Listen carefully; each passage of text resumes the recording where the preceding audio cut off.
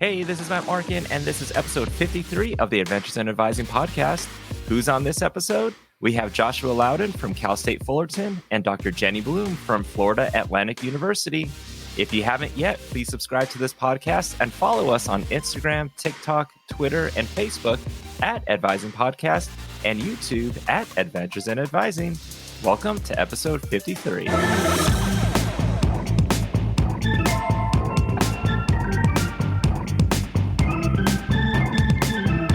Welcome again to episode 53 of the podcast. This is our second episode for the month of February, and we have hit over 20,000 downloads of the podcast.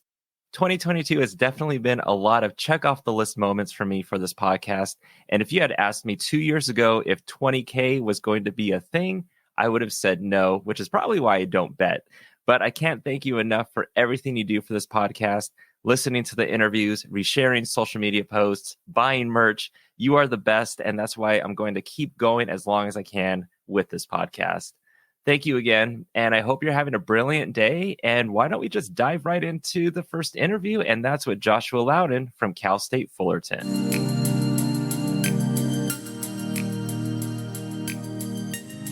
Up next is Josh Loudon. Josh is an award-winning academic advising professional who graduated with a double major in anthropology and linguistics and a master's in anthropology from California State University, Fullerton. He started his advising career at CSU Fullerton in 2009 and has not looked back. He currently serves as the associate director in the Campus Academic Advising Center. He also teaches classes like language and culture, culture and communication, and physical anthropology as an adjunct professor at both CSU Fullerton and Fullerton College. In the Academic Advising Center, Josh currently oversees the coordination of the Major Exploration Program for all undeclared students, the Fullerton Finish and California Promise programs, among many other programs facilitated by the center's incredible team of advisors. He enjoys collaborating with numerous departments and colleagues to support students on academic notice, prevent graduation deferrals, and improve retention and degree completion rates, and train new advisors.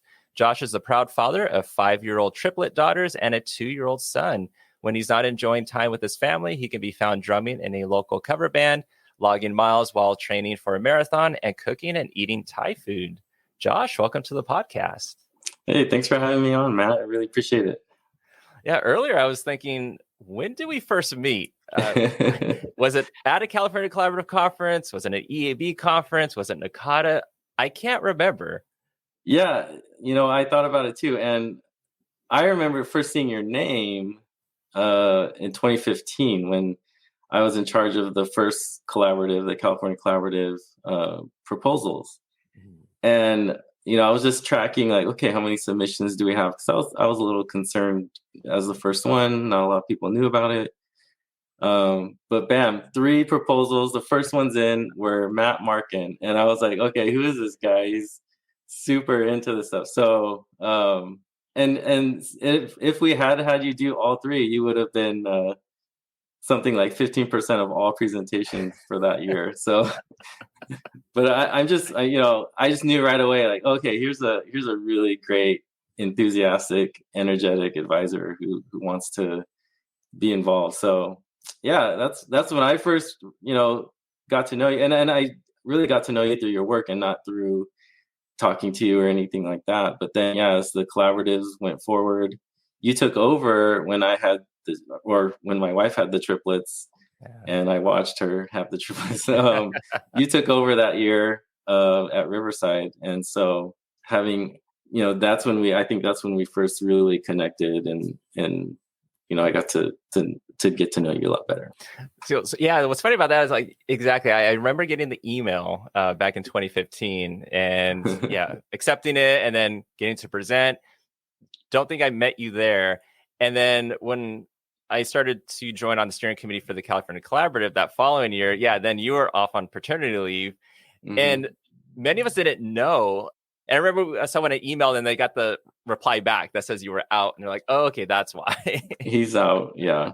I shouldn't have been doing anything anyway, because it was pretty blurry situation for 3 months. Yeah. But yeah, it was great to have you back the following year and every year after that. And even now with the combined Region 9 and CalCan conference happening later this year. So how'd you get started in higher ed and advising? Yeah, having listened to this podcast and I've been thinking about it. I've actually thought about it since my very first NACADA presentation in 2012 about advisor training. But I got into it like a lot of people do, is sort of by mistake. I was really interested in anthropology. I was totally on track to teach community college, and that's what I wanted to do was teach. And I already knew I loved the classroom because actually in high school I was a TA, and the teacher I was helping, he like let me lecture sometimes. I was just like, okay, this is great. And it was like a study skills class, and I just knew that I loved the classroom, and so that's where I was going. I didn't know about anthropology until I started college. I was a community college student, and actually started at Fullerton College, which is where I teach now. And I just, it was the summer after high school graduation. I wanted to take a class to get ahead, kind of thing, and I found cultural anthropology, and I thought, this sounds really interesting. I have no idea what it's going to be about, but that's what got me into anthropology. And then I also went to Mount Sac Community College, and that's where I did most of my community college units. And I took all the anthropology I could there, and just I knew that that's what I wanted to do.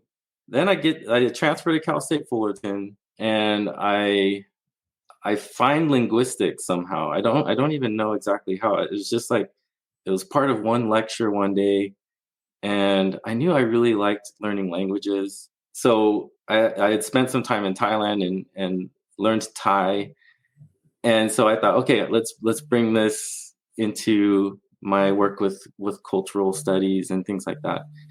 And that's where I first went to an academic advisor. It was my first time. I was a senior in the university at Cal State Fullerton, and my advisor was a grad student, and she wasn't a full-time advisor or anything, but the AAC, the Academic Advising Center at the time, had several grad students that helped with advising. And she like opened my mind, like, wow, she like helped me figure out what I needed to do to graduate on time.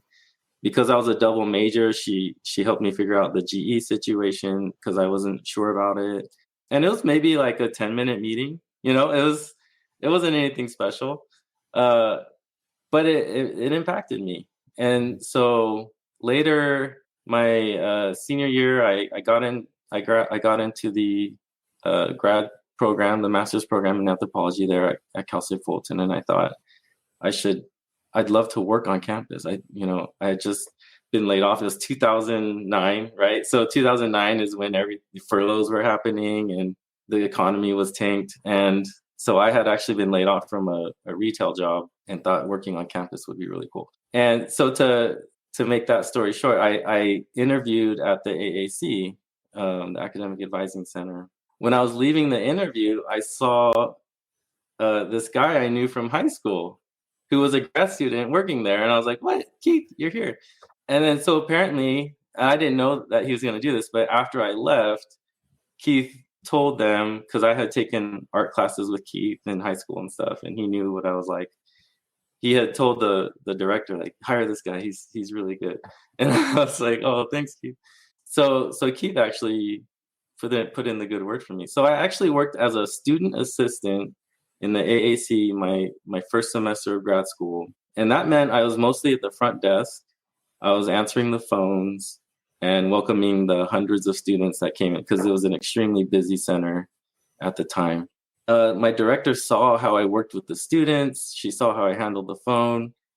For some reason, she really liked that I was always like cleaning whenever there's downtime.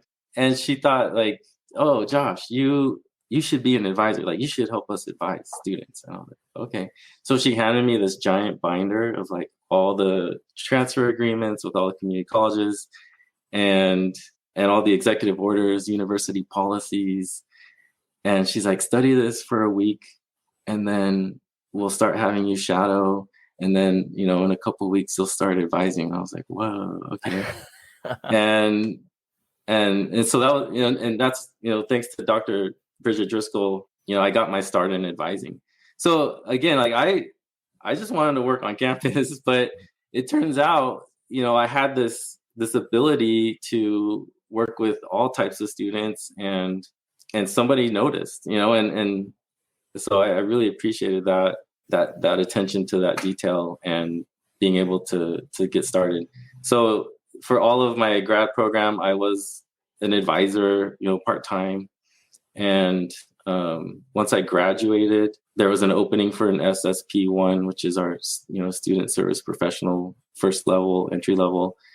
So I applied for that and got it. And then the year later, I applied for the 2 that was available. Then there was a 3 the year later. So I just sort of, found my way into it. And finally, 2015, our assistant director, Julia Capelli, leaves. She becomes the director of advising for the kinesiology department. And I'm asked to be the interim assistant director in 2015. And so during those years of advising, I had created an advising training program with a syllabus and everything, because I was into teaching. And I was in charge of the major exploration program for all of our undeclared students during that time. And so I had a pretty good understanding of how the office worked and what the expectations were.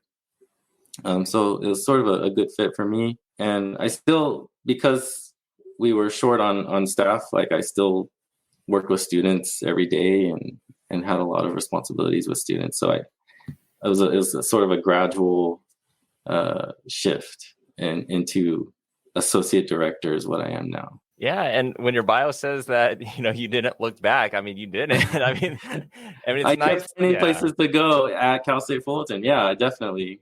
I appreciated the opportunities for movement, and I know that's not the case for everyone, but the timing worked out, and I'm glad that I had to apply for each position and interview, and even when I was interim assistant director, that was short term. That was only a few months, and then I had to apply and interview and compete with other very qualified people for the assistant director position. So I'm glad there were opportunities and that I, quote unquote, earned them. Yeah. But it's nice knowing about some of the entry level ones you had like years and years ago, and someone noticing the work you're putting in and Definitely. noticing that you can make a difference in the next job and the next position. So you never know who's watching. That can be a scary thing, but that can also be a really good thing too. And how would you describe Cal State Fullerton? I mean, I know it's part of the Cal State system. There's 23 Cal States, but they're not all the same. So yeah, definitely. I wish we were closer to the mountains like you guys over there in San Bernardino, but yeah, it's largely a commuter campus, although we see some shifts happening here and there, but I mean, the pandemic really impacted that, but we have a lot of new housing available for resident students. So, and it's filling up. So I think, we're sort of shifting, but for the most part, we are largely a commuter campus. We are majority transfer students. And I think mostly because we do admit transfers fall and spring. So we end up with more of them than we do first-time freshmen. It's a large campus as far as students. We have about 40,000 students. If you count grad, about 35,000 undergrad. We're an HSI institution, but we also have a larger PETA student group. So it's a diverse campus as well. As far as that goes, we get a lot of different types of students, and we're very used to it. And it's actually one of the reasons I really like teaching there and Fullerton College as well, is there's just a diverse community there going to college. And so I've always had really good diverse classrooms and populations of students. Like our undeclared population, it's always shifting a little bit, but it's usually first gen, you are underrepresented minorities, and they do well. And that's one of the reasons I love undeclared students, is a lot of people think they're just like chilling and they don't know what they're doing. But the truth is, like, they're outperforming a lot of other colleges in our university. And once they commit to something, they're committed, and they're less likely to change their major. yeah, I like our undeclared students are doing great, and I like to make sure the campus community knows that. Sometimes administrators will just assume like undeclared needs help, but the truth is they're very good students. Yeah, sometimes they have that negative connotation to it. It's like, oh, I shouldn't be undeclared. I need to know what I'm doing. And sometimes students are afraid of it too. They're like, I don't want to be undeclared, but it's like, hey, it's not a bad thing. Right. It's like students change their majors. A lot of times people may act like they know, like, this is what I'm going to do, and they change their major a year in or a semester in or 2 years in, or they're in their senior year and they're like, I really didn't want to do this major. Exactly. And I was reading that you spent significant time in Thailand, and you've examined the generational differences in language between adults and adolescent Thai speakers in Bangkok. Yeah, you did your homework, because I didn't give that to you. So part of my thesis was looking at the Thai language, and so I did my very very first exposure to Thailand was actually as a volunteer missionary for my church, but I've gone back several times since. And yeah, one of the things I was really curious about was in Thailand, and actually when you look at the United States as well, you'll see this, but the younger generation tends to use slang more and sort of manipulate the language a little bit more. So like one of the things I always bring up, and I mean it's not PC necessarily, but I remember in college, I never did this obviously, but there would be girls in my classroom who were friends, and they would call each other the B word, and it was like, okay, that's very interesting, because you're totally really good friends, and like normally I think of that word as having a negative connotation, but for younger people, calling each other that, they're so close that they feel like they can do that, and it's okay. And I saw that in Thailand as well, and almost exactly like that. So I thought, okay, how about I do some observations, some interviews, and figure this out. And some of the big takeaways from that, and this is very academic of me, but I asked people, like, when do you think you'll stop doing this? So I would ask younger folks, and most of my research I did at Thai restaurants that were near campus, because they had a lot of international students that were working there. So they were from Bangkok, but living close by. So I was able to talk to them. And a lot of them would tell me, oh, when I get married, I'm not going to talk like that anymore. So that was like their big, like, this is the barrier of adulthood is marriage. And so I thought that was really interesting. And a lot of the older people I would talk to would sort of confirm, like, yeah, once I got married, it was just, you don't talk like that anymore. That's not appropriate. So that was the generational difference, right? It was just, I was really interested. Is there actually a line to cross, when you stop talking like that? And of course, it's mostly like subconscious. I don't, it's not like, oh, I'm married, boom, I'm going to stop talking like that. But it's more like, oh, I've got all these other responsibilities, and they start to see themselves differently socially. But now I'm wondering, if they did get married, did they actually stop at that point? Yeah, and that's, if I spent another year on it, I probably could have confirmed, like, yes, this is it. This is where it's going. Now, back at Fullerton, you do a lot of various things in your associate director role, and you talked about some of that already. Now, a couple of the programs that was mentioned was the Fullerton Finish and California Promise in your bio. So what is the Fullerton Finish, and what is California Promise? What is California Promising? Okay, yeah. And it's always confusing for transfer students because there are other programs out there called California Promise that community colleges have started that actually provide like financial assistance and different things like tuition assistance or textbook assistance. Yeah, so California Promise at the CSU level is sort of, it's like a 4-year, 2-year track commitment that Pell eligible students can make. So that's a large group of our campus that's invited, and we have a transfer program and a freshman program. And so every fall we invite these groups of students, and then in the spring we invite the transfers to be a part of California Promise. And ultimately it's a few hundred students every year that join, and then as And I'm actually coordinating this because we don't have a person assigned to it right now. So I track them each semester to semester. I give them an advising requirement to complete so that I can check their status and make sure that they're connecting with their advisors. And then we sort of make sure they're on track. And it's sort of like a unit, they need to meet a certain unit amount every year. And so I just sort of help track that, make sure the assignments get turned in by these students. And if students stop participating, then I remove them from the program. But, I still let them know, like, hey, you can still finish on time. And I've over the pandemic, I got very lenient with deadlines. Just like, hey, I understand it's hard to connect with advisors right now, so you can take another couple of weeks and get this to me and stuff like that. But that's the California Promise. And so what we had before California Promise was created was a Fullerton Finish program, which was a 4-year commitment. And then we added the 2-year as well. And it's very similar, but it's for everyone else that didn't get the California Promise invite. We invite them to the Fullerton Finish. And again, it's a couple hundred every semester that want to join. And I keep the requirements very similar for simplicity's sake. And the program does seem to work. We tracked Fullerton Finish for a long time before California Promise was created. And they actually used some of our data to sort of come up with California Promise. People reached out to me and asked me for data from Sacramento. Do these 4-year programs work? Do these commitment programs work? What are you seeing?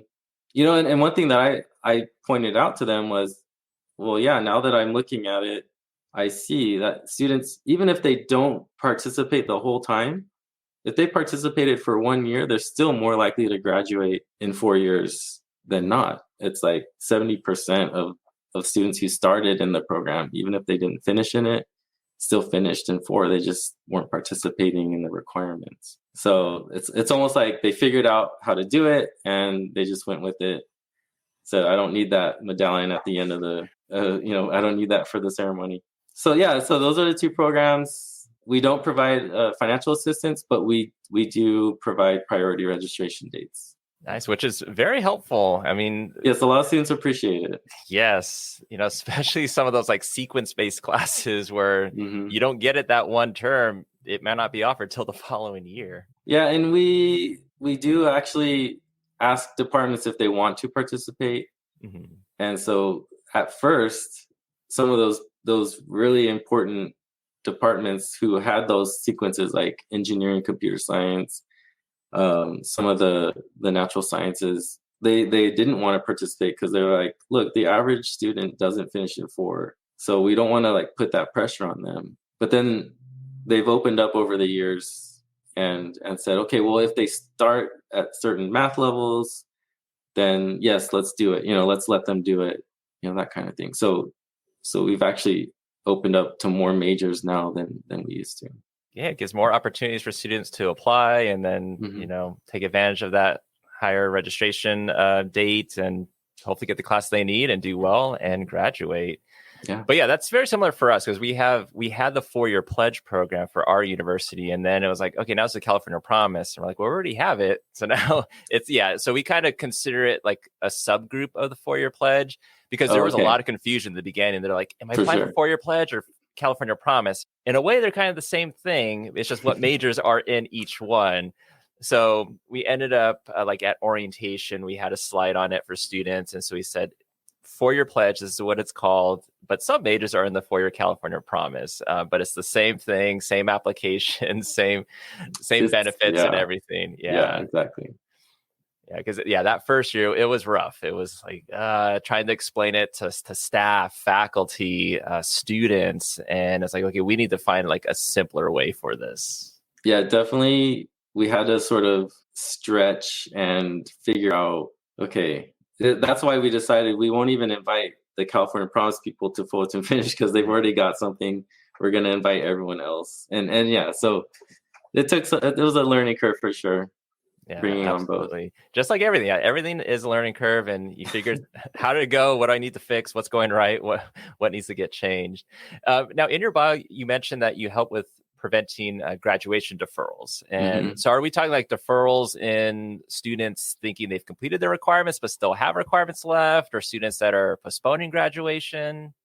The first, yeah. So on our campus, we probably because it is a large campus. When I started professionally, so my first SSP1 position, right before that, I had this mission. I wanted to find out how many students got deferrals last year, So this is bugging me because they come up every once in a while. Like a student will just come in with a deferral letter, and I'm just like, okay, I can't look this up. It's not on file anywhere. What is it? And it was actually a super helpful document because it said exactly what was missing. The student was here a year ago, thought they were done, but they had missed one thing. And so as a grad student, that was sort of one of the tasks I had was, okay, let's look at all these deferrals. What are the trends? What was missing? And so I along with a couple other grad students I'm proud to say have gone on to other advising positions and are now doing great. We worked together on basically creating a plan for each deferral from, I think it was 2009. So this was 2010 when we did it, and these are the 2009 deferrals. That was actually quite a challenge because the records office, the grad unit, they have them in their own files, like for their own, personal use, but it wasn't something that was like scanned and like easily accessible. So they provided us with all the deferral letters. It took a while, but we were able to create a plan for every single student. And when we were looking at it, there were still 1,100 deferrals that we went through that year. And what this did was, because some of these students weren't missing, what they really were missing was a transcript from the community college or AP credit, or at the time we were requiring the EWP, the graduation writing exam. Like they were missing one exam thing or something like that. This was very preventable.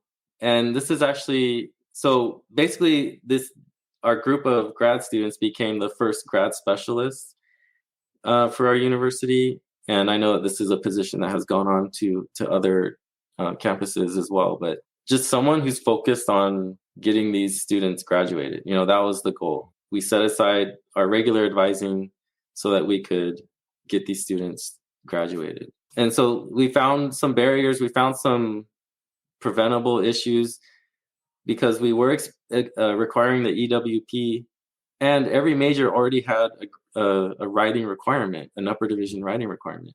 And the executive order for graduation requirements says you just need one or the other. But Cal State Fullerton at the time, we were requiring both. And so Bridget Driscoll, she said, look, she went to the provost's office and said, look, we've got all these students who already have a upper division writing course complete, and there's something like 55 or something. And all they need is the EWP.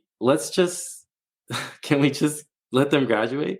And the provost agreed. And so then from then on, it was like a total change. So like students weren't required starting, I think in 2012 or so, they stopped the EWP and just said, make sure every major has an upper division writing requirement, which they do.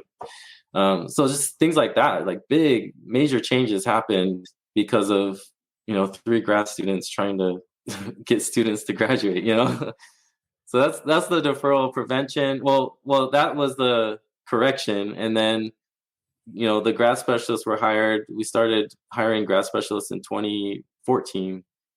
And so we were hoping by getting every college on this early, we could start preventing deferrals. And that's what we've seen. Basically from 2014 on, I think they've prevented something like 11,000 deferrals or something ridiculous like that. Wow. But it almost seems like it just takes someone to just do a little bit of digging, ask a few questions, and it creates a change that ends up making a positive impact. So that's really cool. Mm-hmm. And along those lines, retention is a big buzzword, especially it seems over the last year or so with the pandemic and some students not returning back. So even advisors.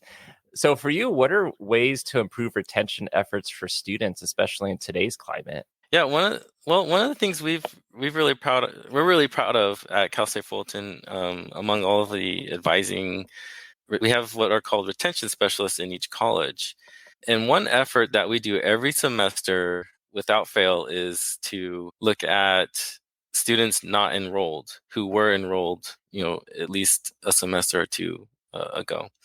So the non-enrolled campaigns are what we call them, and EAB is what we use. We call it TitanNet, but it's EAB Navigate. We have a new tool in there that's like specifically designed for non-enrolled campaigns, which is really helpful. We're going to try that out this year and see how it works. But basically, it's got email tracking, so a student has opened it. If they've clicked on a link.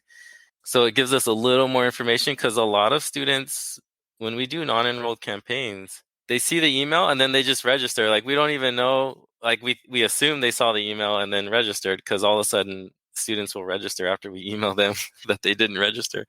But another cool thing is when the students reply to us, or if we're calling them and they answer the phone, we get a lot of good information from them about why they aren't enrolled. I would say probably for the first time in a while, we've got a provost who is actually like wanting to know what students are saying. So, my director, Dr. Boretz, and our team of retention specialists are asking and trying to find out more about why students aren't enrolling, especially during this time of pivoting all the time, right? So we're going virtual for a couple weeks and then in person. So does that change anyone's enrollment? So that's one retention thing has shown a lot of success. On average, I think we bring back around 30 to 40% of the students that aren't enrolled just by reaching out to them. And that's huge. That's been really good. So keeping students going is helpful. Another thing that retention specialists do that's really handy is they work with our students on what we used to call academic probation. We call it academic notice now. That whole group of students who are typically first generation underrepresented students, being able to work with them one-on-one or in groups, however we can, to keep them going, keep them motivated. And none of our students are bad students. If they got into a CSU, they are smart cookies. They know what's going on educationally. There's just something happened typically, that interrupted their flow, or there's so many things that happen with these students. I know you work with them too, so there's definitely a lot that we can do with students when we're focused on keeping them with us. And none of this is mind bending or anything. It's just making sure we do it consistently is really the trick that we've seen on our campus. Yeah, it almost seems like sometimes it's students may have just forgotten or they got busy with work or something. So sometimes it's just that little reminder like, hey, registration already passed. You can still get into classes, get registered, or just let them know we're here. If you have questions, let us know. You're going to take a term off. Let us know. Let's figure out what happens after that. That's our goal. Yeah, exactly.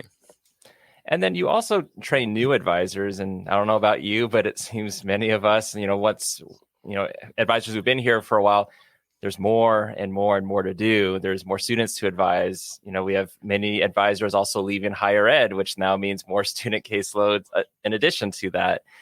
So I guess for you, like, what does training look like nowadays for a new advisor? And I guess, how do you help advisors who maybe want more professional development, but there just seems to be no time to do that anymore?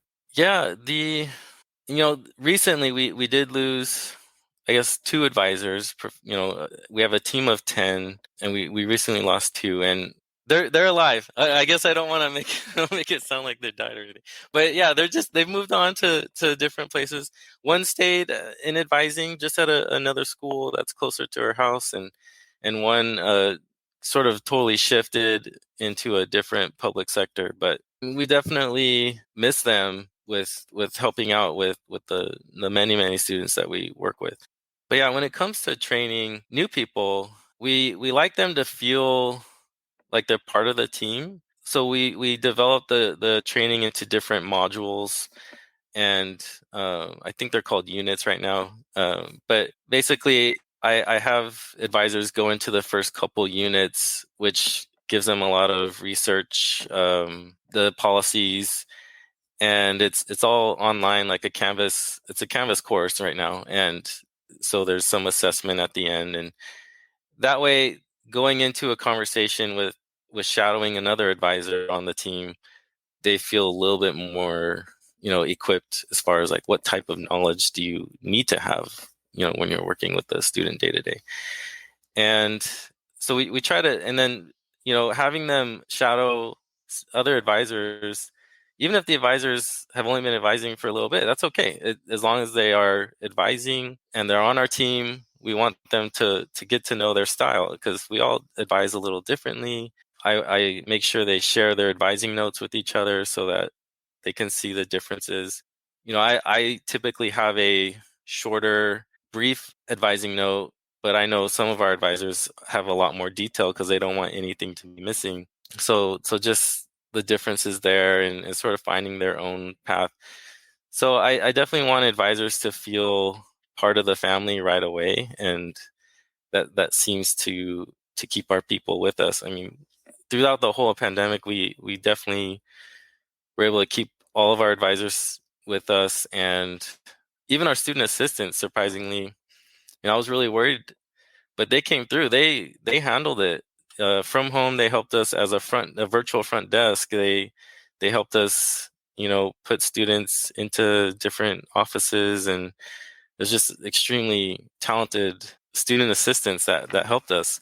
But they stuck with us too, which is really great, and I'm really glad for that. So I think just including everyone right away is helpful. I was given a giant binder and was in a cubicle for 2 weeks. That's how I trained, and I don't think that was great. But I still could hear people advising because we're in cubes, so the cubicles, you can hear what's going on. So that was helpful. Just being able to hear people advise while I was studying executive orders was pretty helpful. I'm just trying to think. My training way back when, I think, was just go shadow people, and then, all right, we're gonna start You're getting ready. your students now. Yeah, sink or swim. Yeah, I think I shadowed for a week, and then they're like, "Okay, take your first student." I was like, "Oh, okay." Yeah, I guess. So you've done a lot at Fullerton, a lot in advising. You've also presented, and so I want to kind of talk about a couple of the presentations that you've done to highlight. So one of them was the online probation tutorial, a campus-wide collaboration to support the whole student. And so you presented this or co-presented this at the 2019 California Collaborative Conference. And this was something that involved like 7 steps of contact, and then it was like redesigned to 5 steps. And so how did this kind of tutorial start? And, how did you figure like this would be the best way to work with students? Yes. Okay. This was a presentation I collaborated with the brilliant Kathy Rivas in our office. So she's one of our advisors. She coordinates what was the probation tutorial. Now we call it the reset course for students on academic notice. So they, instead of a tutorial video, it's a Canvas course now with requirements, and all the colleges put in their 2 cents on it and everything. So it's even more powerful than it used to be. But yeah, a funny thing about that presentation in San Diego, one of the evaluations said, like, I really liked Kathy, but the taller guy was so boring. That was me. So I was the taller guy that was really boring. But the 7 steps of contact, that was all sort of derived in the office when I was advising with, I don't know if you know Dina Bartoloni, but she's over at Chapman. She used to be involved with Nakata as well. And she started the 7 steps, and then I sort of tweaked it, and then Kathy took it on and simplified it. But yeah, our goal was to, work with students right before their second semester started. Students who are placed on probation, work with them right before the semester starts, because there really isn't a lot of time. Once academic status is determined and spring semester starts, you get like, sometimes less than 2 weeks, but about 2 weeks. So the goal is, let's work with them as soon as we can before the semester starts, and let's keep them engaged. Let's keep checking in with them throughout their second semester, because we want to avoid academic disqualification. And so at first we were doing 7 different things as part of the program. Now, then it was 5, and now it's like a couple modules on a Canvas course that we can use to check in with them. And so the tutorial, it was actually our longest tutorial ever. It was like 40, I think it was more than 44 minutes. But students at the end, they're asked to fill out a Qualtrics survey, asking them what they learned from it, sort of gauging, assessing, what they got out of it, assessing knowledge, but also assessing did they value it? Was it helpful? And even though it was long, overwhelmingly over 90% of the students said it was helpful and that they appreciated it and the detail that went into it. And they felt like they were advised, through this tutorial. So it was very successful. But we wanted to be able to reach all students in a new way. So this semester we're starting the Reset Canvas course. Nice. Well, I will say from that presentation, I did not find you boring. I was I was a volunteer in that presentation, so I was the one taking time and passing out the evals. I didn't find you boring at all. I appreciate that, Matt. Thank you for saying that. I thought it was funny, and I shared it with Kathy. I was like, Kathy, she outshines everyone in the room. She's amazing. So. I was just like, okay, was the content good? Did you learn something from it? Maybe just compared to Kathy, I'm super boring, but she's good. But I did like about that presentation because you also talked about, I guess you asked the students about their emotions, and I think like the top emotions that came about was like disappointed, sad, nervous. So you kind of get a feel like, okay, where are they at when they're starting this? And I guess I can't remember, but maybe you addressed it in that presentation. Do you find out like how they feel like afterwards, after they've completed the tutorial?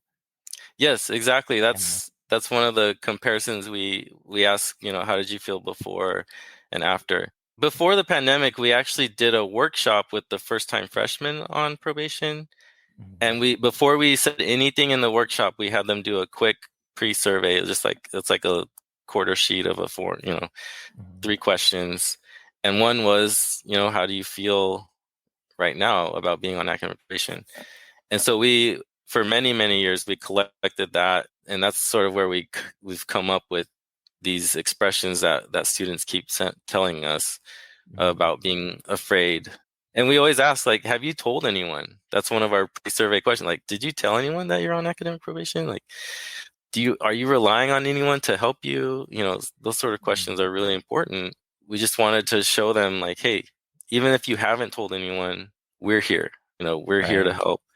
And we've always been very open to students, like, hey, send us an email, call us, whatever, we'll get with you. And so I think that's been important as a strategy. And again, just them as soon as possible, if you can, before the spring semester starts, because they may not even start the spring if nobody helps them, if nobody tells them, like, hey, you're okay, like, you can get back on track, even better than you were, so something like that. And then one of the other presentations you did was at the 2018 California Collaborative Conference the year before. So that was using technology for mandatory campus-wide advising, how online tutorials can achieve the same outcomes as in-person workshops. And that one, part of the description or abstract for that one was institutions struggle with the logistics of mandating advising campus-wide, but your institution has implemented and assessed the 4-week-long advising campaign. So I know that was from 2018. Not sure if things have changed since then, but can you talk more about that presentation and how you utilize the technology? Yeah, definitely. We have 2 really big colleges, our humanities and social sciences, which has 20-something majors, so there's just a lot of students there just because there's so many different majors. And then our other is the College of Business and Economics. We have an incredible business program that's nationally ranked, and a lot of students are interested in it. So our goal, we wanted students to know how to apply for graduation, when to do it, because we felt like that was the grad specialists, in 2014 were realizing like this is a problem. How can we reach students? So we thought, let's try campaigns where we work with students who are about to hit the unit level that you can apply for graduation.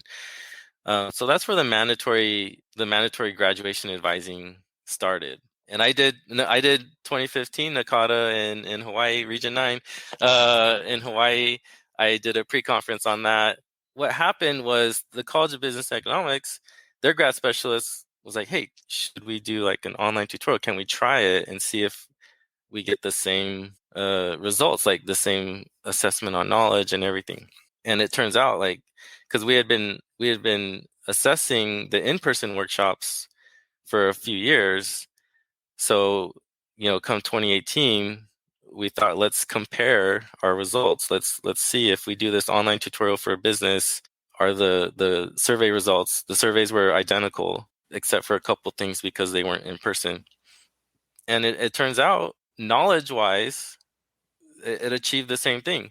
Plus, the benefit of the online tutorial was students could go back and watch it again and again if they needed to get the information that they were looking for. So we're actually in the direction now. One of the grad specialists, Caroline Harrington from the College of the Arts, she's working on an online tutorial that can be used for any college across the board. So now any student who's eligible to apply can watch something that'll be effective and useful and quick. We're trying to make it very simple, because one benefit that we do have at Cal State Fullerton is that applying for graduation is pretty much the same for every college. So we're pretty excited about it, and hopefully that'll launch this semester. And then with both of these presentations, and then even just throughout this interview, like, it's a lot about collaborations, Yes, and collaborations definitely. can be hit and miss. They can be good, they can be not so good. So what have you found? Like, what's your advice for departments that are looking to do more collaboration and maybe want to implement some of the things you've talked about? How have you found success with those collaborations? So yeah, I think NACADA Region 9 in 2012. So it was Las Vegas, Nevada. It really opened up my eyes. That was my first time presenting on our training program, but I also attended a lot of sessions where I saw like different people working together, and I was like, hey, this is something special. So ever since then, I really just thought, okay, I see a college that maybe isn't retaining as many students on probation as I would have liked. So what I did is I reached out to their assistant dean and said, hey, can I help do some presentations and workshops? So like I have that drive to just want to keep students and graduate students. So I really made that effort. And then it just sort of became very natural for our office in general to just want to be there. So we go to diversity and resource centers, and we go to all sorts of different places and do advising there and with them. So there's a place where we are meeting with them, and honors as well. So collaboration is just, that's part of success. Like to me, for a huge university like Cal State Fullerton, it won't work in silos. It's got to be people working together, different ideas being shared and not stepped on and everything. So that's how we look at it in our office. So kind of being open to those ideas and being creative before being critical, I guess. Exactly. Yeah. Yes. So kind of wind down, I got a couple more questions for you. So one is, you won the Titan Excellence Award in 2013. And I think from what the article said, you were one of the youngest staff members to win that award. How was that? How did that feel, winning that award? It was really cool. The president at the time, when she announced my name, she called me Jonathan, but that's okay. Actually, I think it's all about Dr. Bridget Driscoll and Julie Capelli, the assistant director at the time, just noticing that I was working hard and coming up with new ideas that save the university money and save students money. So they based that award. Well, they nominated me because of some work I did on AP credit. For a couple of years, I had been working there as an advisor, as a grad student, and then professionally. And every fall, we're like, okay, all these first-time freshmen are coming in with AP credit, but they're registering for classes. Like, we need to like send them emails and tell them to change their schedule. And I thought, well, if they already have the credit, can't the university just automate this effort? Like, can't just automate it so that they can't enroll in these classes? So I did the work that we always wanted to do, and I asked records, hey, can I have a list of all the students who are coming in, first-time freshmen, who have AP credit? And, I just dug into each student to figure out if they were enrolled in anything. And I had like 160 students change their schedule. Some had multiple classes that they were enrolled in that they didn't need. So when I presented this to Dr. Driscoll, I calculated, like, this is how much the state saved on on these students not taking classes they didn't need. This is how much the students saved. It was hundreds of thousands of dollars, and so I think whatever I presented to her, to Dr. Driscoll, just gave her this perfect nomination, like, information. Like, she had the data to show that I was being useful to the university. And so, yeah, it worked out. And I've tried to nominate my people many times. It's been difficult, because they pick, sometimes only one person out of so many for this award every year. But yeah, I didn't see that detail until I sent you that I was awarded. I went back to that link and I was like, oh yeah, I guess I was the youngest. I don't know if that's true anymore, but at the time it was. Hey, even if it's changed, if there's someone younger that won it, when you won it at that time, yeah. I was at that time, yeah. And so a lot of things I didn't even know about you, so including winning that award, or even that you're in a cover band. Yeah, I wish we only covered one band, but we cover, like, all sorts of things. So yeah, I've been drumming since I was 12. And I actually started with this band when I was 16, and they are currently called Midlife Crisis. So the lead guitarist, he's the genius of it all. Like, he knows every song possible on guitar and sings it, and I'm just along for the ride. But yeah, so ever since I was 16, I've been playing, Rolling Stones and the Eagles, and yeah, so we just try to cover, classic pop and rock that people remember. And I'm trying to get them to play some Weezer songs this year. We'll see if it happens. Well, yeah, Weezer's really good. I mean, they've been around for a while. I was just at the Hella Mega tour last summer, and yeah, Weezer was there with Fall Out Boy and Green Day. Oh, that was a fun time. Yeah, my dream is to be a part of Geezer, which is the Weezer cover band. So we'll see. Nice. They're like old guys that play Weezer songs, so we'll see. Maybe your band can play at some conferences. I've had that on my mind. I've had it on my mind. So if Raquel Engels and Dwan Jackson are listening, I think you have a Region 9 CalCan band at that conference. We could make it happen. Nice. But if listeners have any questions on anything that we went over, anything you answered today, how can they reach out to you? Yeah, just send me an email to my Cal State Fullerton email. So it's JLOUDON, so jloudon@fullerton.edu. Yeah, I'm happy to connect with anyone. All right, sounds good. Thank you for being on the podcast today, Josh. Thanks for having me, Matt. Or should I call you Jonathan? That'd be fun. Let's do that. All right. Take care. All right, you too.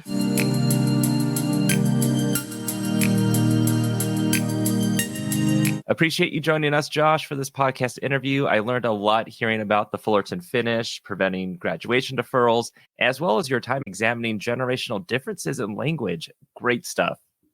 Now on to our next interview, and that is with Dr. Jenny Bloom from Florida Atlantic University.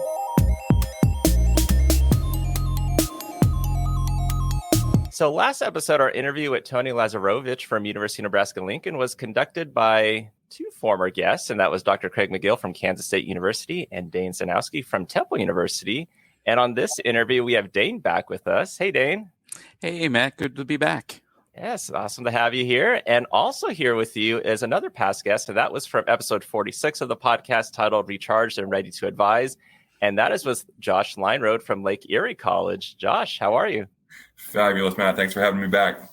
Yeah, and I hear you're going to be having a birthday soon, so happy early birthday to you. Thank you. It's the big 30. And I think for you as well as for Dane, this will be a fun interview. I think a fantastic one because the connections that you have with our next guest. So I'm going to leave it to both of you to kind of take over and have a good time. Awesome. Thank you, Matt. So yes, today we are very pleased and happy to have with us Dr. Jenny Bloom. So Jenny Bloom is a full professor in the Department of Educational Leadership and Research Methodology at Florida Atlantic University. In addition, she's the coordinator of the Higher Education Leadership Master's Degree Program and founder of the Office of Appreciative Education at FAU. That's the big one. She previously served as a clinical professor and director of the MED program in higher education and student affairs at the University of South Carolina. Prior to the University of South Carolina, she served as the associate dean for student affairs and medical scholars program at the University of Illinois College of Medicine, Urbana-Champaign. Dr. Bloom also served as the 2007-2008 president of the NACADA, National Academic Advising Association, NACADA, as we know it, and was named the recipient of NACADA's Virginia N. Gordon Award for Excellence in the Field of Advising in 2017. Dr. Bloom has co-authored 6 books and numerous articles and has presented her work at over 500 higher ed institutions and conferences. Wow. Welcome to the podcast, Jenny. How are you? Thanks so much, Dane. I'm doing great. Thank you for that kind introduction. Yeah, you're welcome. Josh, what do we got going on here? So to get everything started off, how did you get into higher education and specifically academic advising itself? Good question. So how did I get started? Well, I certainly didn't come out of the womb thinking that I was going to be an academic advisor or a professor or the dean of students of a medical school, that's for sure. I was born in Ohio and grew up mainly in Champaign, Illinois. And I was an athlete, and I played volleyball, basketball, softball in high school. My mom was a 6th grade teacher. My dad worked for General Mills, and he was a salesman. But most everybody in my family was in kind of education in one way or another. So I knew exactly what I wanted to do when I was growing up, and that was combine my love of sports with my love of education. And so I majored in physical education teaching at Illinois State University and really enjoyed that. But when I got to my student teaching, I realized, oops, this really isn't what I want to do for the rest of my life. And I wasn't sure, though, what I wanted to do.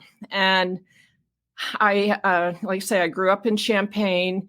My next door neighbors were Bob and Elaine Copeland, who were this power couple at the University of Illinois. And their son, Rob, was a good friend of mine who I had played lots of thousands of hours of basketball with growing up. And somehow word got to them that I had decided I didn't want to be a PE teacher. And so they made an appointment to come see me, and I wasn't exactly sure what that meant because I wasn't normal. And they said, hey, we heard that, you're not going to be a PE teacher. We think you should come to Illinois and get your master's degree and come work for Bob. And I was like, okay, sure. That sounds better than I had no clue what I was going to do. So sure. And that ended up being kind of a real life-changing moment for me. And my master's degree is in athletic administration. But what was life-changing was working for Bob, which was involved working with the transition program at Illinois, which was at the time for a program for underrepresented minority students who mainly came from the Chicago public schools with lower ACT scores and high school ranks. And literally the first day that I met with a student, I was like, this is what I am going to do for the rest of my life. And I have done that since that time. And so I thought, though, that I wanted to be an athletic advisor, right? Kind of still trying to bring in that athletic part of me with the advising. And I got a chance to do that during my second year in my master's degree program, and quickly learned that that wasn't what I wanted to do either. And so I was then kind of trying to figure out what I was going to do. And I applied for some advising positions, and I got one at the Institute of Aviation at the University of Illinois. And I spent 5 years working there. And then through another kind of weird occurrence, I was at a golf tournament, and there was a person that I knew that was on the faculty in the College of Education. And he said to me at the 19th hole, he said, "Jenny, you really should start working on your doctorate." And I said, "Yeah, thank you. I really appreciate that. But, basically no way." He's like, "No, really, you should apply because the higher ed program may be shutting down. And if you don't get in now, you may never be able to get in, 5-10 years from now. But if you get in, then you'd be grandfathered in." And so this was about a year after I had started working as an academic advisor. And so I'm like, gosh, you're taking away all of my excuses for not doing this degree. So I started doing that while I was working full time. And, fast forward 4 years later, here I am. I've got my EDD in higher education and 5 years of full-time experience working as an undergraduate advisor. And so I was looking for a new opportunity, and one came open at the University of Illinois College of Medicine at Urbana-Champaign. And it involved I was the admissions coordinator for the MD PhD program. So at that time, it was one of the largest MD PhD programs in the country. We had about 175 students. And I started there and kind of worked my way up. So from coordinator, assistant director, associate director, administrative director. And then there came an opportunity for because of budget cuts, we were merging the MD PhD office with the College of Medicine Student Affairs office. And I was named the associate dean in charge of both of those areas. And so I spent 12 years at the College of Medicine. And then I kind of reinvented myself and became a clinical faculty member at the University of South Carolina, where I ran the higher ed and student affairs master's degree program. And then 7 years ago, I moved from a clinical position at South Carolina to a tenure track position at Florida Atlantic University. And I went in as an associate professor without tenure, and went through the tenure and promotion process and became a full professor and earned tenure a few years back. So that's kind of my story, and I'm sticking to it, right? But it certainly has been quite the journey. That's awesome. That's great. Yeah. We love to hear, obviously every person's story is unique, and two pieces right off the bat that I hit with me, right? So I was also slated to be a secondary education Spanish major. I was in my student teaching phase, and I was like, maybe college students I'd prefer, right? And yep. I will say too, your mentor Bob, I had my tennis coach was Bob Barton, and he's the one who recommended I become involved with student orientation and student government. So he's the one who pushed me into getting involved as a student leader, which then really led to my passion to working with college students. So that's great. I love to hear that. Yeah. Yeah, Dane, for me, it's just such an important reminder that literally every conversation that we have with another human being has the potential to literally change the course of their life. And that certainly has happened to me. And it's been a whole series of people. And I can never pay back Bob and Elaine Copeland for giving me this opportunity and seeing potential in me frankly, at a time when I thought I had no potential. I mean, I was at a real low spot because, I had this sense of this is what I'm going to do with my life is be a PE teacher. And then that gets stripped away. And it's like, I was like, boy, I don't know if I can trust my own judgment. And because they saw this in me, and gave me this opportunity, it literally changed the trajectory of my entire life. And I can't pay them back, but I have spent my entire career trying to pay it forward, right? Trying to see potential in other people, helping them to, put up a mirror to them and say, gosh, look at you from this perspective as I see you. I see that potential in you. And what a gift it is, right? To be the recipient of that. But the thing that I didn't realize at the time is that it's also a gift to be on the other side, right? To be the person who's seeing that potential in other people, who's giving people an opportunity to shine and to step into something that they don't think that they can do, but they can do it if you give them the chance. And so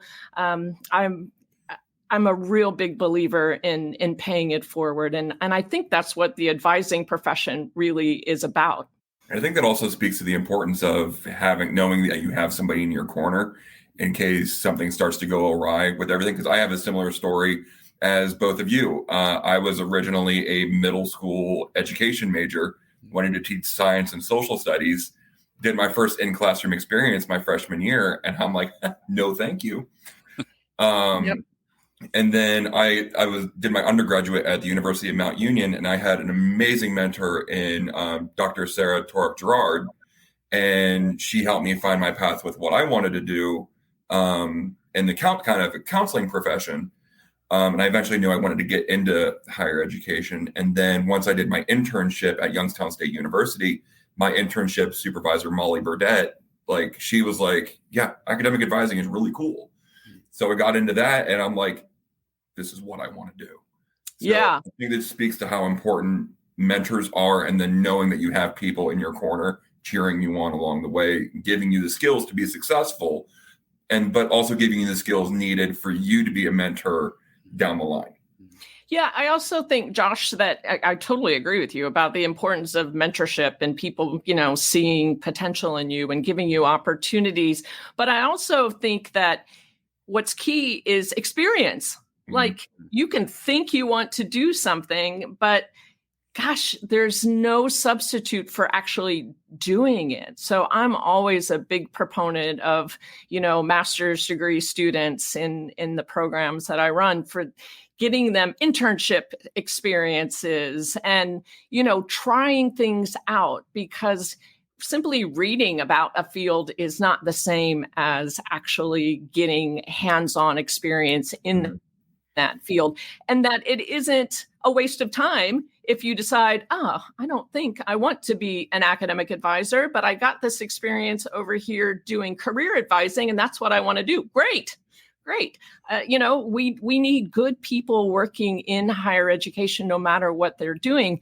But the more hands-on experience that we can get people early on, I think the better. Definitely. Yeah. All right. So, Jenny, I know a lot of listeners to this episode are probably here because of Appreciative Advising. Your name is synonymous with, when you hear Appreciative Advising, the first name I know that pops into our minds is Jenny Bloom, right? So talk to us a little bit, so those who may not be aware of what Appreciative Advising is, can you give just like a basic overview of that approach, how that came about? Yeah, talk to us about that. Yeah. Yes. Yeah. Just like Appreciative Advising, first of all, again, totally changed the course of my career. I wouldn't have become a faculty member if it were not for Appreciative Advising. So it's kind of a fun story about how this came about. So I was working at the College of Medicine, and I went to an American Council on Education event in Chicago. It was the Illinois Women's Leadership Network through ACE. And there was a woman who spoke, and she was talking about her own leadership path. And it turns out she was like the vice president for business services at Illinois State University, my alma mater. And during her talk, she talked about this opportunity that she had to go to ACE and get hands-on leadership experience through and training through ACE, and they had this women's network. And so it was just one little thing that she said, but I went up to her afterwards and I said, gosh, this was a fantastic talk. I wanted to follow up on one thing that you said. You mentioned something about this ACE network and opportunities for women to, get some additional leadership training. And she said, yeah, this was a great opportunity. I spent like 3.5 days, one DuPont Circle in DC learning. And I was like, great, this really sounds interesting. How would I learn more? She's like, oh, the thing is, you have to be nominated to be able to attend this. And I was like, oh, okay, I didn't realize that. And she's like, I'll nominate you. And I was like, really? That's very nice of you. And so I followed up with her and I said, you were probably joking, but I would love to have the opportunity to attend this training. And she's like, I'll write you the letter. So, she'd met me for 5 minutes and she ended up writing this letter on my behalf, which says something that she was putting her name out there for me after 5 minutes. So anyway, I got to go to this training. And what I didn't realize was that it was actually for women leaders who were going to become presidents someday. No clue about that. I was the youngest person there by about 20 years. And I'm like, what have I gotten myself into? But nonetheless, I loved it. And it turns out they bring in college presidents, women college presidents, to talk about their presidencies and the issues that they face. And so the last day, there was a woman who came and gave a 7-hour presentation about how to advance your career. And her name was Nancy Archer Martin, and she's an executive search consultant. And she was giving this presentation that was this values-based approach to advancing your career. And about an hour into it, somebody, and just keep in mind that there was 25, 30 women at this table. And she said to Nancy, this is such good stuff. Have you ever written anything? Do you have a book? And she's like, you know what? I've been meaning for the last 10 or 15 years to write a book on what we're talking about today. But, now Jenny and I are going to write this book together. And so here I am. I'm at this table with all these very powerful women. Everybody has a name tag. I'm like, I'm pretty sure this is day 3. I'm pretty sure I'm the only Jenny here. But I literally scanned the room to make sure she wasn't talking about somebody else. And so she went on, but then she kept talking all day long about this book that we were going to write together. So at the end of the day, I said, Nancy, I love this presentation. If you are at all serious about doing this book, I would love to write this book with you. And she's like, I'm dead serious. So what happened then is executive search consultants are really busy. So I sent her an email and I had follow up a couple of times. And she said, you know what, these forums, these ACE forums are hosted every 6 months. And she's like, why don't you come to the next forum while I present, and I will, do the presentation, you take notes, and then we'll go back to my house on Nantucket and we'll write. I'm like, oh, well, this isn't such a rough gig to go back to Nantucket to her house to write this book. And so we did that and we came up with the outline. So every 6 months we would go back, and eventually she and I started co-presenting. So one time we were presenting and someone came up to us afterwards and said, is this appreciative inquiry? And we said, I don't know. What's appreciative inquiry? And so this woman told us a little bit about it, and we said, oh, well, that sounds like it's in the ballpark. So we went back to Nantucket and we spent that whole weekend just basically Googling appreciative inquiry. And the more that we were, learning about appreciative inquiry, the more it's like, oh my gosh, yes, this can be kind of the theoretical framework to undergird this book. Now, that summer, I was also teaching a class on academic advising at the University of Illinois. This was the second time that I had taught it. One of the ridiculous things that I did the first time that I taught it was when I was coming up with the syllabus, I was like, what would I have wanted in a course when I was a graduate student? And my one regret from my graduate studies was that I had no publications. But I'm like, you know what? If somebody had made me write an article in class for a class, I would have done it. And so I'm like, I'm going to have these students submit an article as a requirement for the course. Now, keep in mind, when I did this first in 1999, I had 0 publications. I had no business assigning other people to submit an article because I had never done it myself.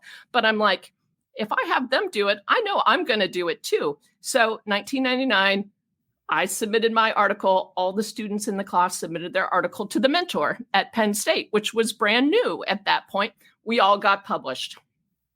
So here it is. It's 2002. And I'm teaching this course now for the second time. And I'm like, we all got published last time, so we might as well put it back in the syllabus and have people submit articles. And then I'm thinking, gosh, at the end of this semester, if everybody gets published, they're going to have as many publications as I have. So I better write another one. So I'm learning about appreciative inquiry. I'm kind of trying to come up with a topic to write about because I'm making my students write an article. And I'm like, gosh, the more I'm thinking about this appreciative inquiry, the more I realize this is kind of what I'm doing in my academic advising. And so Nancy and I ended up co-authoring this article titled Incorporating Appreciative Inquiry into Academic Advising. And my goodness, talk about a life-changing event. And then I started doing presentations at NACADA. There was a lot of interest in it. Then I started getting invited to go to campuses to speak. And in 2005, I met Bryant Hudson, who was at the time at the University of North Carolina at Greensboro. And he came up to me at a NACADA conference and said, after my presentation, hey, I just want to introduce myself. I'm Bryant Hudson. I'm at UNCG. I wanted to let you know we're doing what you're talking about. We've read your article, we've been to your presentations, and we're doing it. And I was like, oh, really? That's so cool. I had no idea. And he said, yeah, and even better, we've got data. We've got data that shows that this has an impact. I was like, oh, wow, let's talk. And so eventually, Bryant and his wife, Jane, Bryant invited me to UNCG. And we just kind of hit it off. We went out to dinner the night before, and we started talking. And we really kind of that night decided, you know what, we're going to write a book together on appreciative advising. They had coined appreciative advising. And so we ended up writing the 2008, the Appreciative Advising Revolution book together. So, but it would have never happened had I not had this opportunity at the ACE Women's Forum to learn about appreciative inquiry in the first place, and that timing in terms of trying to come up with a topic to write about for my class was serendipity for sure. So would you be able to just briefly describe the concept of appreciative advising and then how current academic advisors and future academic advisors can incorporate that into their advising sessions? Yeah. So, what's happened over the years is that obviously this started in academic advising, right? And what has surprised me is how it has grown beyond academic advising. So it is a theory to practice framework for how do you build good relationships built on trust with students. Now, that is kind of a more recent definition, but what's happened is that there are 6 phases to appreciative advising, and I can go through them real quick. Disarm, it's all about the importance of making a good first impression instead of being like looking at your watch and being like, yeah, what do you want? to, be fully present and engaged when we're meeting with a student, paying attention to how our office is decorated, trying to create a warm, welcoming environment for students. So that's disarm. The second phase is discover. And this is where we start to get to know our students and their stories, right? They don't come to us as blank slates. So how can we get to know a little bit about their stories and their strengths and skills that they're bringing to the table? The third phase is the dream phase. So once we've gotten to know students a little bit, then we can start to inquire about their hopes and dreams for the future, which leads to the design phase. And the design phase is not about me telling you what to do. It's about co-creating a plan together. Our students have expertise, and we need to engage them in this process of coming up with a plan. I don't know about you when you were 18, 19 years old, but I peaked. I kind of knew everything at 18, 19. I can assure you it's been downhill ever since.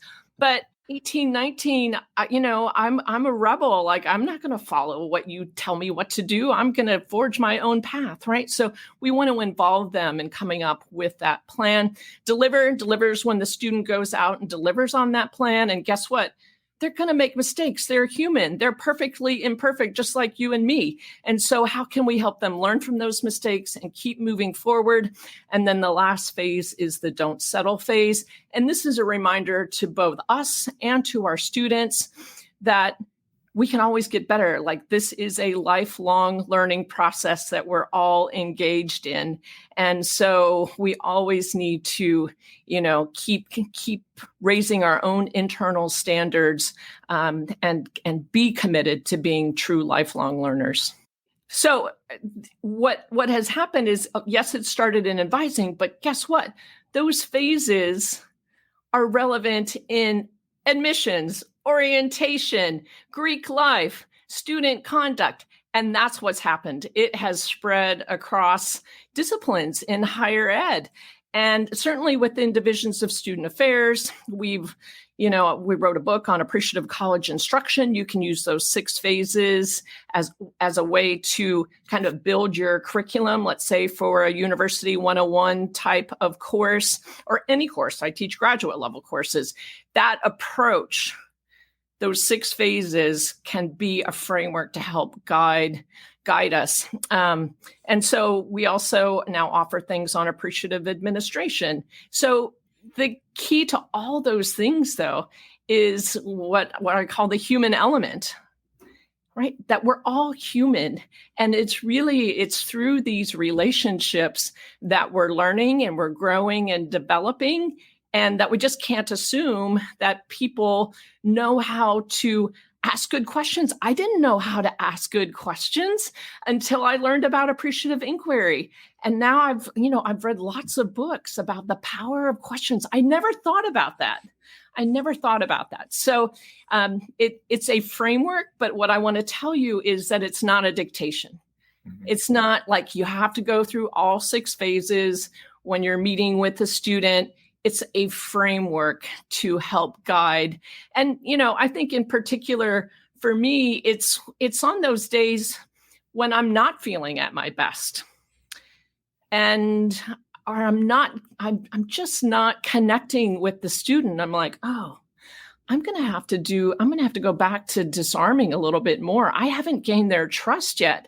I'm going to have to ask some discover questions, get to know them a little bit more, because I can just see that we're not connected yet.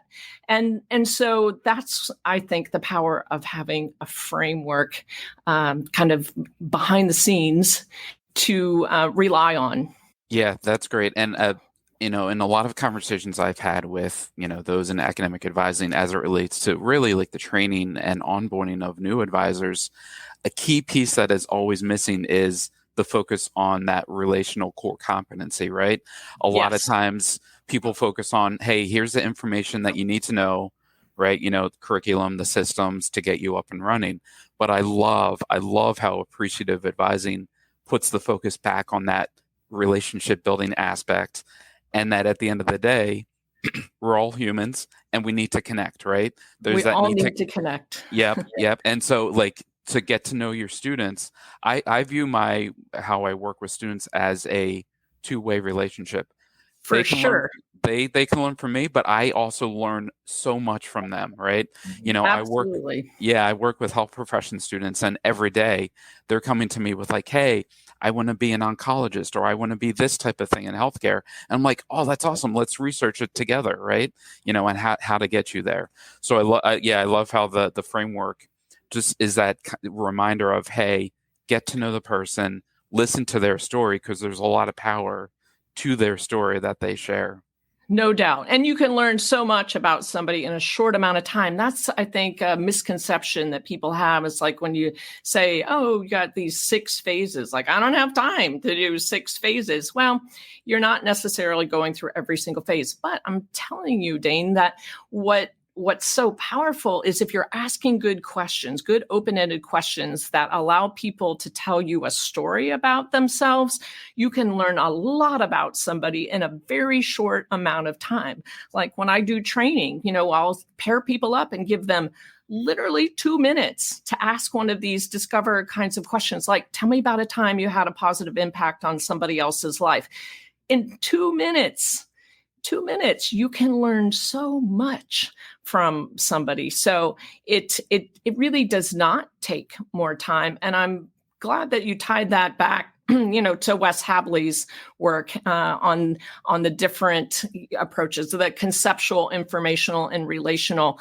And I think where appreciative advising kind of falls under is for sure under the relational component, but it's also the conceptual component. And as we know, a lot of the advisor training tends to focus more on the informational aspects about here's the deadlines, here's the policies, all that. And that's important, right? If you're going to build trust, you have to be able to give really good, accurate information to students, or you will not obviously be able to maintain a relationship built on trust if you can't do that. But the conceptual and relational parts are, I would argue, just so important too, and oftentimes do get short shrifted a little bit on advisor training.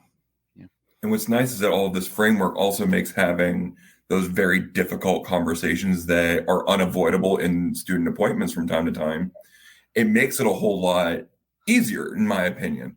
Yes. So it's more the conversations of, I'm going to tell you what you need to hear, not what you want to hear.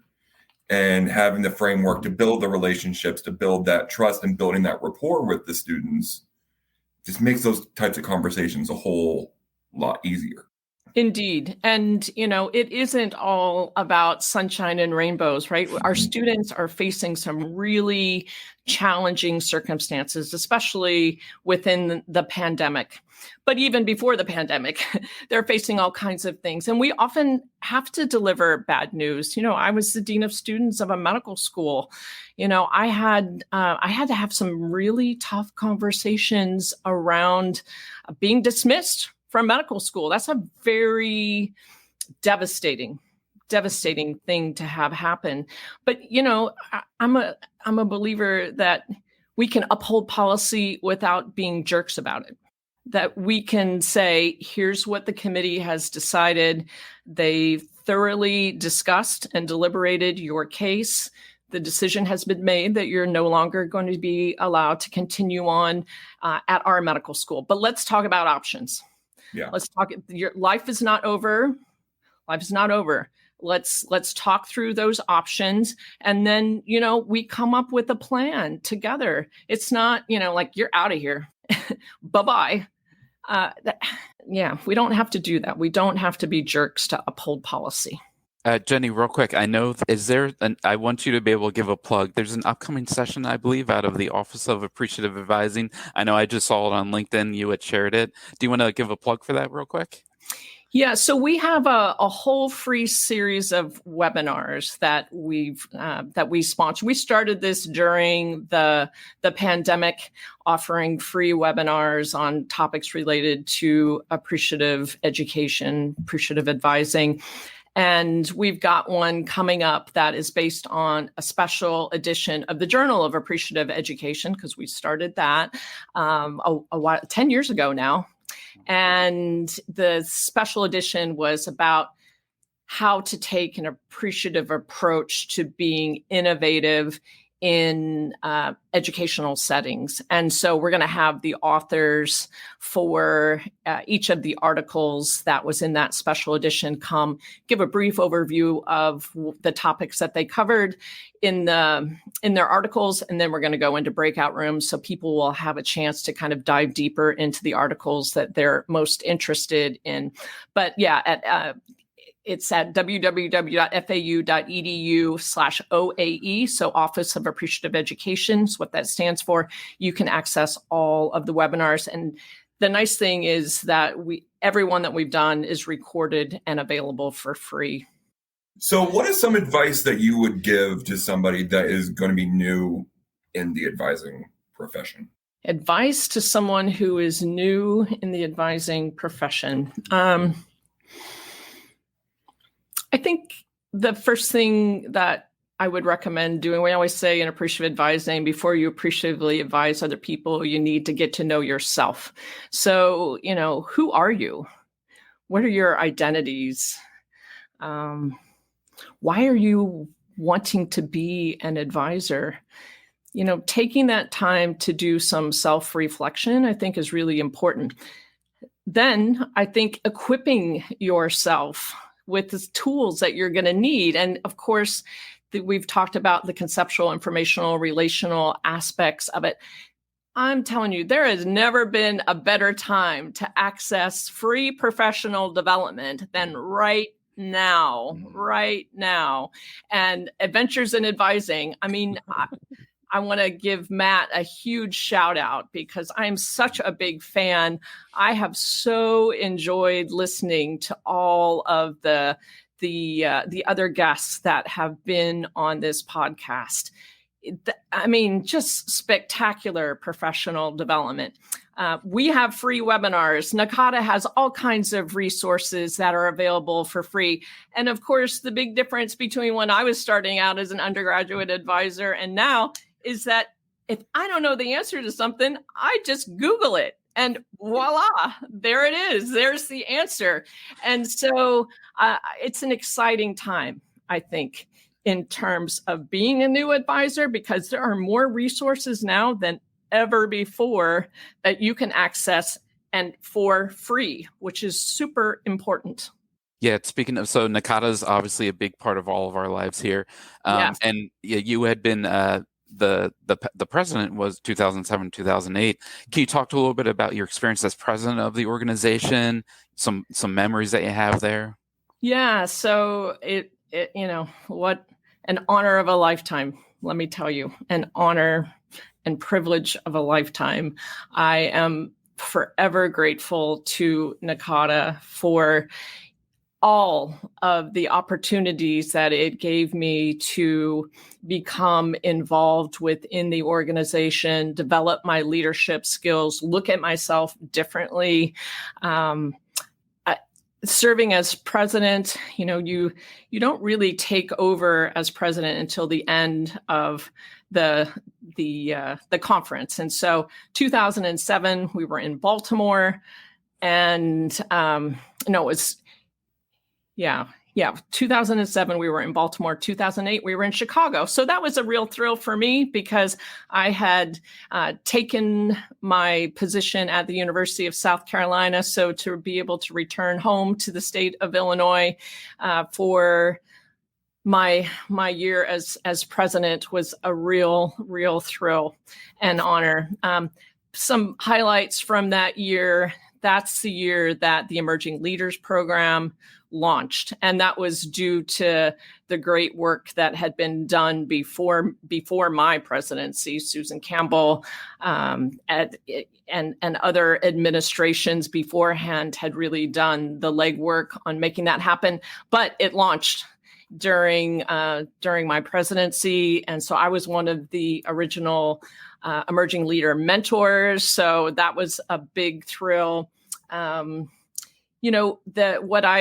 What my area of emphasis for that year was to increase the scholarship and research on academic advising. So, you might imagine how thrilled I am that today in NACADA, we've got Wendy Troxel leading research efforts that I'm just so happy to see the advances that have been made within NACADA to do that. Another area of emphasis during my time was I wanted to increase the diversity of the leadership. And so, that has taken time, but I'm really excited to see, all of the advances that have in particular been made in the last few years in terms of increasing the diversity of the leadership of NACADA. So those are some of the highlights. So how do you focus on self-care when it comes to advising and everything that you have going on? Because obviously you're an extremely busy person. Yes, I've got a lot of stuff going on, but don't we all, right? Self-care. It's such an important topic.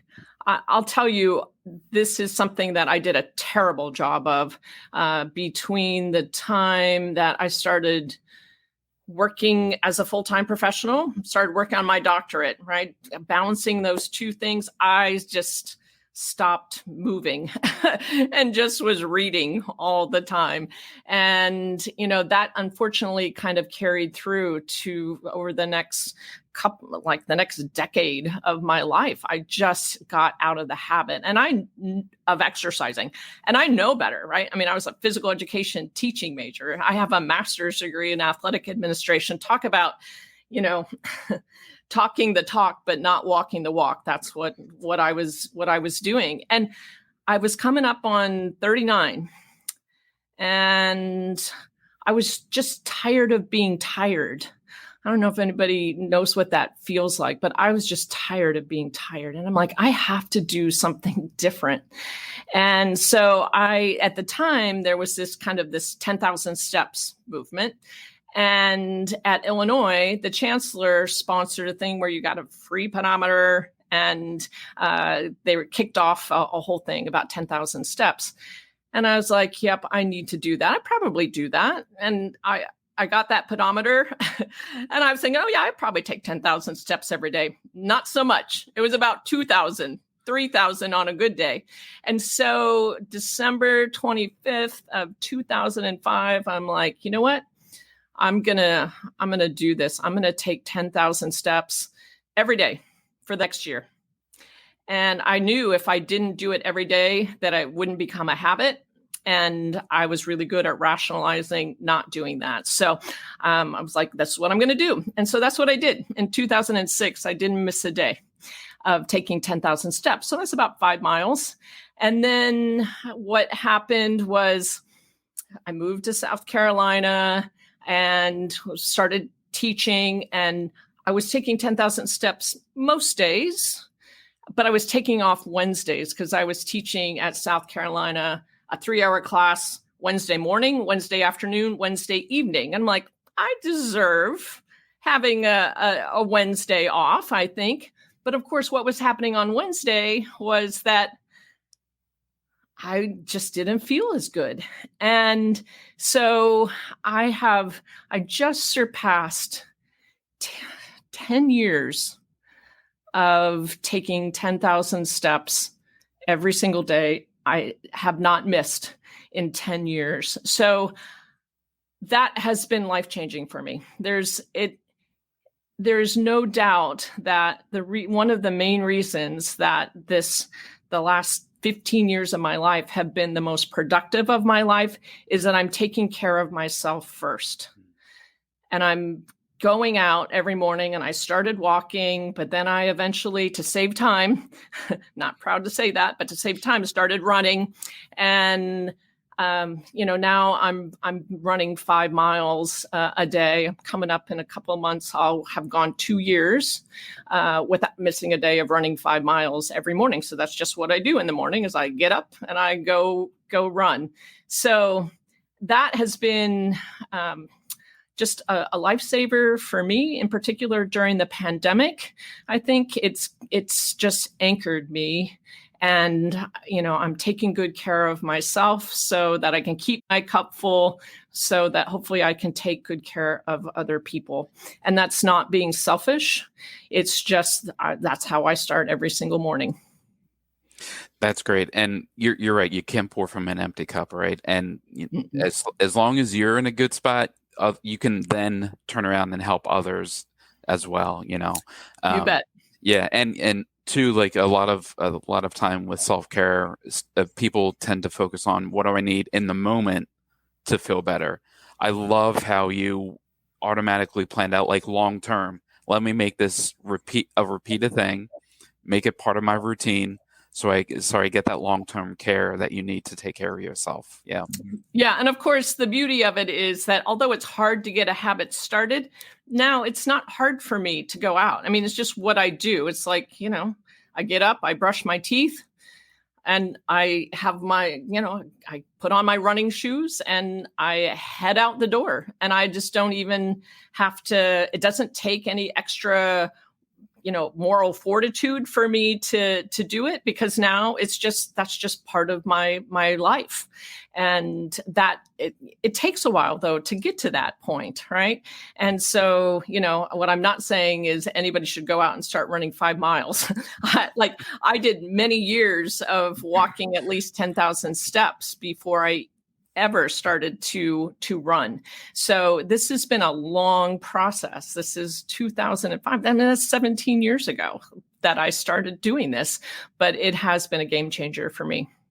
All right, Jenny. So as we're starting to wrap things up here, any final advice? And then in terms of if anyone would like to get in contact with you, what's kind of the best way to connect? Yeah. So my email address is JennyBloom14. So JennyBloom14 @gmail.com. That's probably the best way to get in touch with me. I would love to chat with anybody who wants to learn more about appreciative advising. I you know, what I want to reiterate is that NACADA is such an amazing organization, and I have had, you know, just some of my best friends I have made through NACADA, and the offerings that NACADA is doing. I mean, I came to the Cincinnati conference. I'm at the annual conference almost. I've missed now 2 or 3 due to health issues of family members, that kind of thing. But I'm there, and I am the biggest advocate for NACADA. I'm so excited about Dr. Melinda Anderson's, you know, taking over as executive director, and looking forward to all the great things that she and the entire leadership team are going to be doing over the next several years. It's obviously a time of uncertainty, but it's also a time of opportunity, and looking forward to supporting NACADA as it moves forward. Well, great. Yeah, Josh, this has been an awesome opportunity. Jenny, thank you so much. My pleasure. Thank you, gentlemen. I appreciate your time. This has been a lot of fun.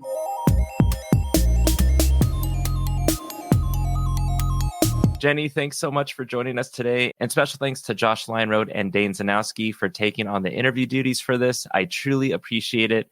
And Jenny, I think listeners gained a lot of insight from you about appreciative advising and mentorship. And I can't wait to meet you at the annual conference in Portland.